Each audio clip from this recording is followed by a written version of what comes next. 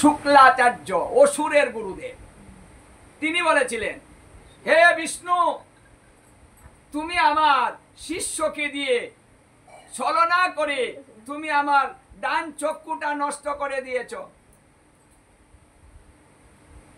শিষ্য গুরুদেবের চোখ নষ্ট করেছে। কি করে করলেন? যখনই বামন অবতার দান চাইতে গিয়েছিলেন বলি মহারাজের কাছে, বলি মহারাজ যে যা চাইবে সে তাকে তা দিবে। তিনি প্রতিজ্ঞা করেছেন সূর্য অস্তের পূর্বে এই দান করবেন, সূর্য অস্ত হয়ে গেলে দান শেষ হবে।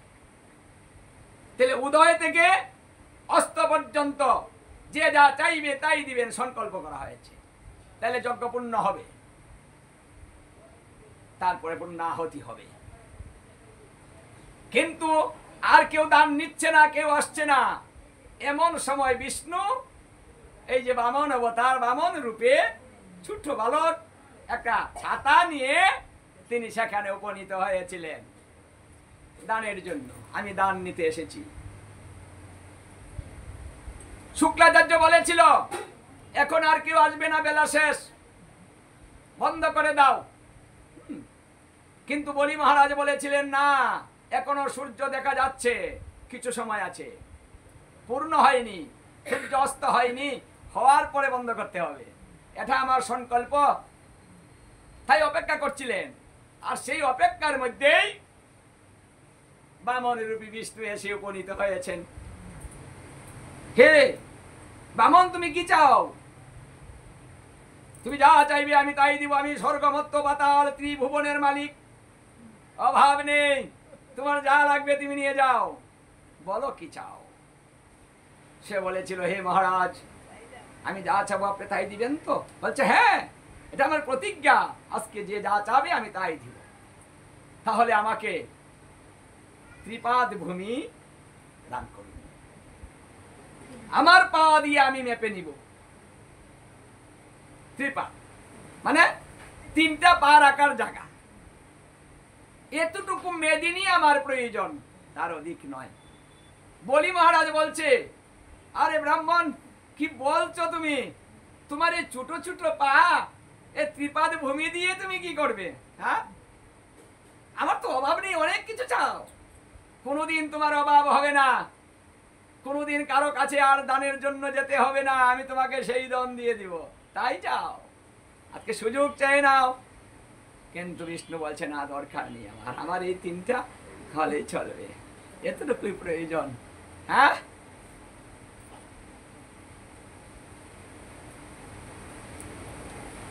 বলি মহারাজ বললেন, ঠিক আছে, আমি তাই দিব, আপনি যাতে খুশি হন। কিন্তু শুক্লাচার্য বাধা দিয়েছিলেন, তিনি বুঝতে পারলেন ওটা সাধারণ কোনো ব্যক্তি না, ত্রিপাদ ভূমির জন্য এসেছে। হ্যাঁ, উনি ধ্যানের দ্বারাতে দেখলেন এটা ছলনাময়ী, বিষ্ণু ছলনা করতে এসেছে, সবকিছু ধ্বংস করে দিবে। তাই বলছে, এই বলি, বন্ধ করে দে, নিষেধ করে দে, তুই কোনো দান দিবি না, দিতে পারবি না, ওটা বিষ্ণু ছলনাময়ী, তোর সমস্ত কিছু নিয়ে যাবে খেরে, তোকে ফকির বানিয়ে দিবে, কিচ্ছু তোর থাকবে না, তোকে নিঃস্ব করে দিবে। দেখুন, গুরু বাক্য লঙ্ঘন করলে শিষ্যের কি হয়।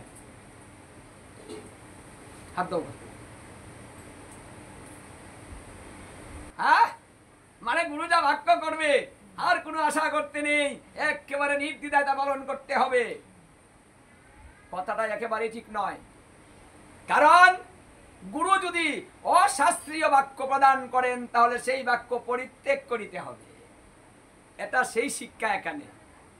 গুরুদেব আদেশ করলেন দিও না, না করে দাও, তিনি বললেন, না গুরুদেব, আমি তো না করতে পারি না, আমার তো সংকল্প, যে যা চাইবে আমি তাই দিব, চেয়েছে আমি তাই দিব। বলছো তো বিষ্ণু ছলনা করতে এসেছে তোমার কাছে, সব নিতে। বলছে, উনি যদি বিষ্ণু হয়, আমার তো ভাগ্যের সীমা নেই। হ্যাঁ, আমি যদি বিষ্ণুকে কিছু দিতে পারি, হ্যাঁ, আমার জীবন ধন্য।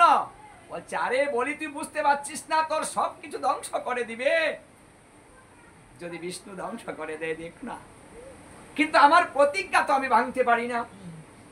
হে গুরুদেব, আপনি বলছেন উনি বিষ্ণু, আমি গুরু ধরেছি কেন? গুরু ধরার মূল উদ্দেশ্য কি সবাই জানেন? যে গুরু কেন ধরতে হয়, গুরুর কেন প্রয়োজন, গুরু কেন ভগবান, গুরুকে কেন এত মূল্যায়ন করা হয়? কারণটা কি? কি করেন তিনি? কাজটা কি উনার? কি বাড়িতে আসবে আর দক্ষিণা নিয়ে চলে যাবে ওই কাজ, না আরো কিছু আছে? আছে, আছে।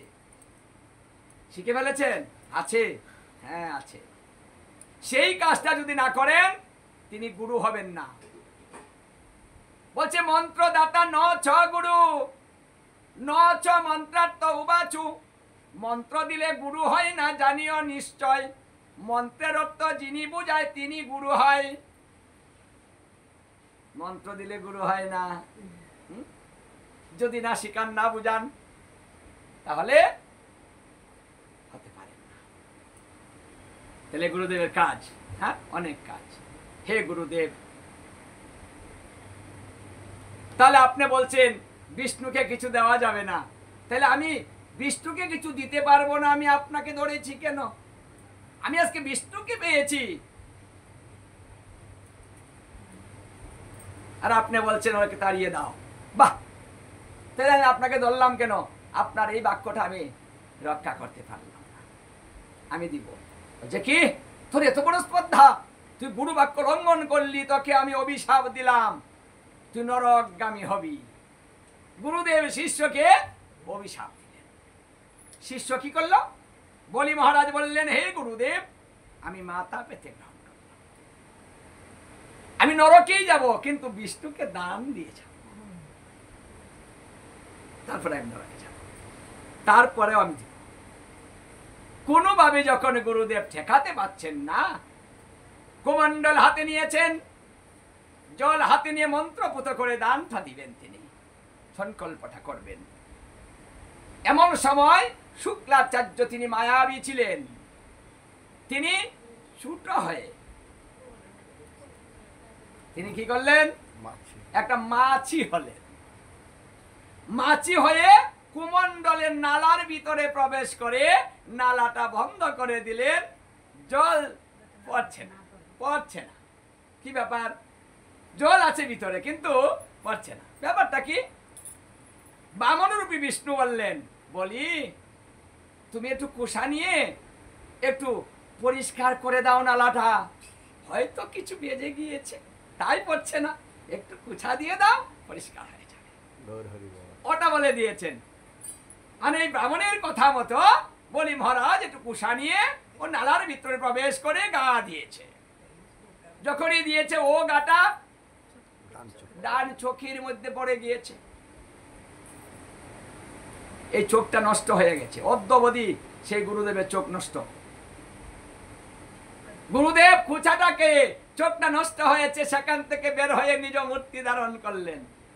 বলি দেখে যে তার গুরুদেব, কি ব্যাপার আপনি? বলছে, হ্যাঁ আমি সেখানে প্রবেশ করেছিলাম, আর তুই আমার চোখটাকে নষ্ট করে দিলি। হে বামন রূপী বিষ্ণু, কাজটা তুমি ভালো করোনি, তোমার ছলনা, তুমি বলে দিয়েছ। হ্যাঁ, শিষ্যকে দিয়ে চোখ নষ্ট করে দিয়েছ, আমি কিন্তু এর প্রতিশোধ নিয়ে ছাড়ব। আগামী কলিতে তুমি গৌরাঙ্গ মহাপ্রভু হবে, 16 নাম 32 অক্ষর দিয়ে তুমি জীবকে উদ্ধার করতে যাবে। অসংখ্য সাধু বৈষ্ণব হবে, যাদের কৃপায় সবাই কৃষ্ণ ভজন করবে, কৃষ্ণ ভক্ত হবে, ভক্তিলতা বীজ পাবে। হে বিষ্ণু, আমার প্রতিজ্ঞা, তোমার সাথে আমার দেখা হবে কলিতে, আমিও গুরু হব, আমি যমকে আর কলিকে সঙ্গে নিব, 3 শক্তি একত্রিত হব, অসংখ্য গুরু আবির্ভূত করব, অসংখ্য সাধু গুরু বৈষ্ণব বানাবো। দেখি তুমি কি করে জীবকে উদ্ধার করো, সেটা আমি দেখি। আমি নরক বর্ব, আর তুমি দেখি কত উদ্ধার করতে পারো, সেটাই হবে কলিকালে দেখা তোমার সঙ্গে। দেখুন, সেই দিন প্রতিজ্ঞা হয়েছিল, সেই প্রতিজ্ঞার কারণে আজকে এই কলিকালে অসংখ্য সাধুগুরু বৈষ্ণব হচ্ছে, কিন্তু কারো সঙ্গে কারো কোনো মিল হচ্ছে না।